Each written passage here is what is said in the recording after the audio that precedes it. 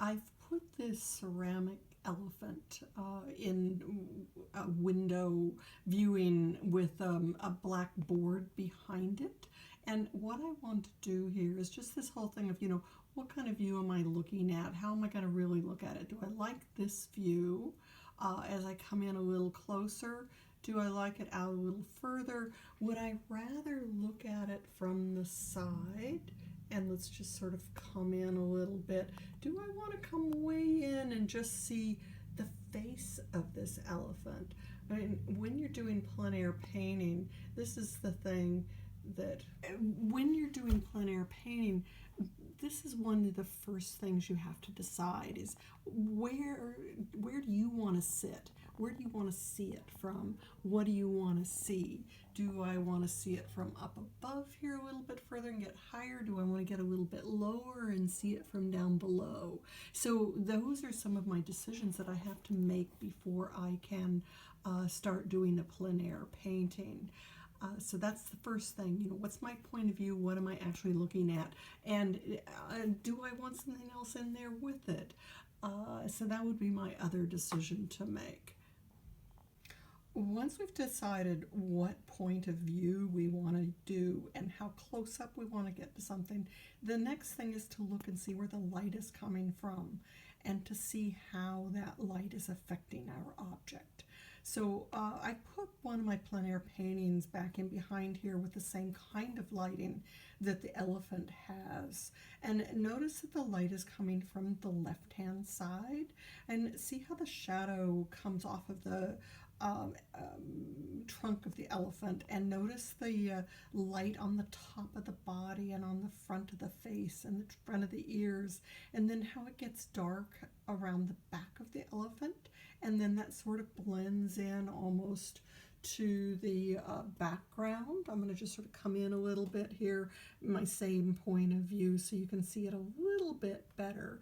But that lighting is going to be very important. When we're plein air painting, lighting is the most important thing. So this painting that I have up here has the lighting coming from the side, but here's another painting done so that light is coming from behind, and with it coming from behind, the tree itself doesn't have much light on. It's mostly a silhouette against a lighter background. Now here's another painting that I did with the lighting coming from the opposite direction. So it was actually a scene very close to this one of the oak trees, but it was in the afternoon rather than in the morning. And so we get a little bit different light coming in from the other direction. So our light in this one is coming in from the right-hand side. It's catching the top of that grass. And the area in the background, although it's lit, is not in bright sunlight. But the trees have bright sunlight on them. So these are things that we have to think about and decide how that's going to affect what we're doing. Light outside changes very rapidly. Every 2 hours you have totally different lighting, and what you can paint and see in the morning is going to be different in the afternoon. So if you have a painting that you want to do that's going to take more time than 1 to 2 hours, then consider the fact that you might want to come back to the same location at the same time on another day to complete it. So those are some things that sort of are next little things that we need to be thinking about. And then, the whole thing of planning your picture, how much are you showing? Do we like the angle that comes through there? Do we like how these trees work off of the page? So those are things to think about as you're, figuring out a painting. Setting that tree off to the side so that I can then see things on one side that sort of look off into the distance adds a nice little touch to it. Okay, I wanted to show you guys some of the paintings that I've done in the past plein air and talk to you a little bit about sort of making these decisions on how much or how little of a scene that you're going to do. I've actually had my students working on this exact same painting, but only this little piece of it right here. Actually, well, a little bit different view because you see that other island in there, but it's gonna close up of this rather than the whole big view. And so as you're sitting down and going, what am I going to do on this painting? Do I want to do just a little piece of this? Do I want to do more of it? Do I want to really have the whole thing in here? Do I want to just come down and have just those little boats? So these are decisions that you have to make, and that's the first decision you want to make, is how little of the scene are you going to put in? And then do you need to move your bottom a little bit? Do you need to move your sitting place a little bit to have a better view, like I was showing with the little elephant? So anyway, this was one painting that I've done in the past. This is another painting that I didn't find was quite as successful. There were certain things up in here that just didn't quite work the way I wanted, and it was surprising that as I worked on it, it was hard to really get it as dark as I needed to in the dark places to make the lighter ones show. I do like what happened right in here. There's some really interesting things. My attitude when I'm working with plein air is I am working to explore ideas. I'm working to explore to see what's really there. I see it so different when I do it plein air versus working from a photograph where everything is already solved for me. This was a demo that I did as part of one of my plein air workshops that I do with the Feather River Art Camp every year, almost every year in June, but with COVID we haven't been able to do it last year, and it doesn't look like we're going to be able to this year either.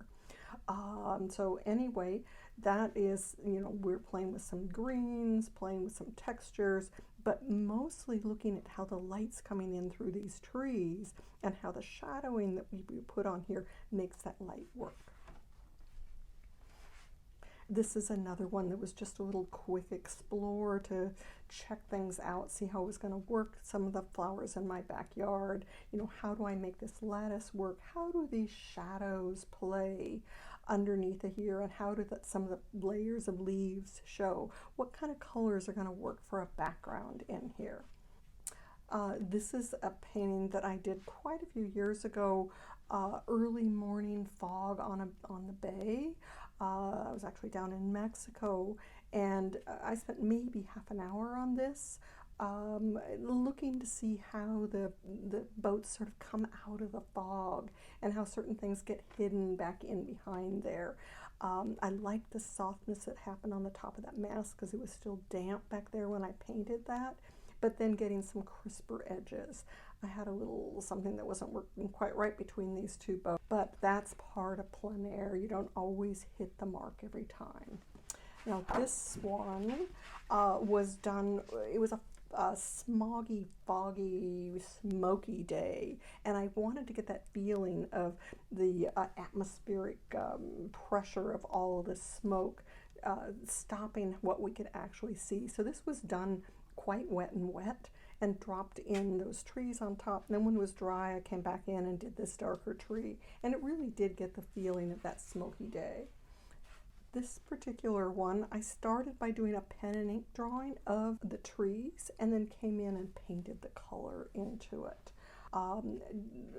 Wanting to get some of the feeling of the sunlight coming through here. I might not have been quite as successful with the sunlight, but I did get the feeling of these trees disappearing off into the background and this one beautiful fresh one in the front. And then the last one here was just what I would call a sketch. I wanted to get the feeling of these tree trunks and these birds up in that tree, and then how the greenery worked through there. I didn't do anything with the background. That wasn't what I was interested in. Just wanted to get that sort of sketchy feel of how that tree looked. So those are some examples of some plein airs that I've done. Plein air is a wonderful way to see differently than you see with photographs.